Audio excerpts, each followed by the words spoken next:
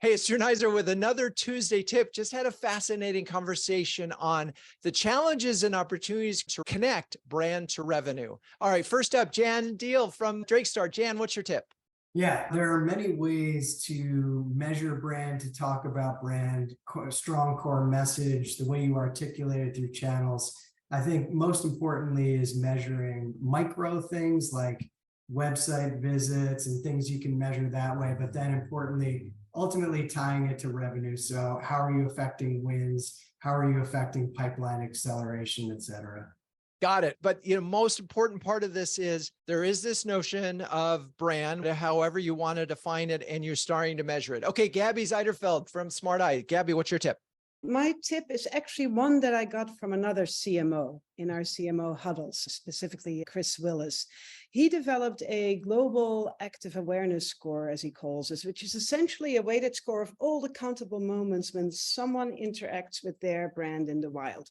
So we got inspired by that, and we now have our own new brand awareness metric, which essentially looks at all the stuff we put out there, all the touch points, be it social media followers, social media shares, video views, PR coverage, website visits, you name it, anything that people can engage with.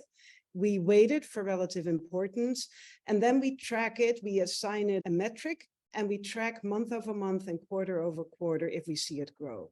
The gist of it is that by putting your marketing efforts out there, you want to see it increase, this awareness increase over time.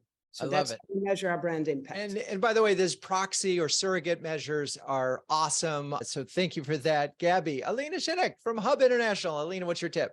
My tip is to take a look at your wins and losses. For the wins, particularly very attractive ones, take a look at that journey, at that sales cycle, and how many engagements, brand, or your marketing strategy at large, which creates the brand, had as an impact on those wins, and what are some of the patterns. On the flip side, take a look at potential losses and ask your sales partners why they lost, what marketing touches perhaps were excluded to help show and build the case for why brand is relevant to support the business. And I love that it's complicated to do that, but so important, particularly in the loss area, because you may just discover we're consistently losing to another company that has a stronger brand. Okay, Megan Rainbow, I love you. Megan, bring it home.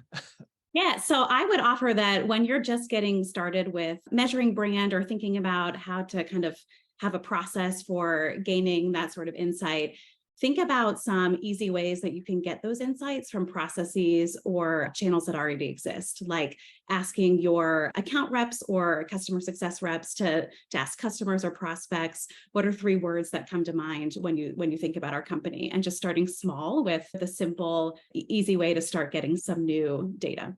Yeah, and I love it because your customers really should have a pretty good understanding of your brand. If they don't, probably have a bigger problem. But what they play back for you, probably some great, rich data. All right, if you're a B2B CMO who can share, care, and dare with the best of them, check out CMOHuddles.com. I'm Drew Neiser. That's your Tuesday tip. Peace out.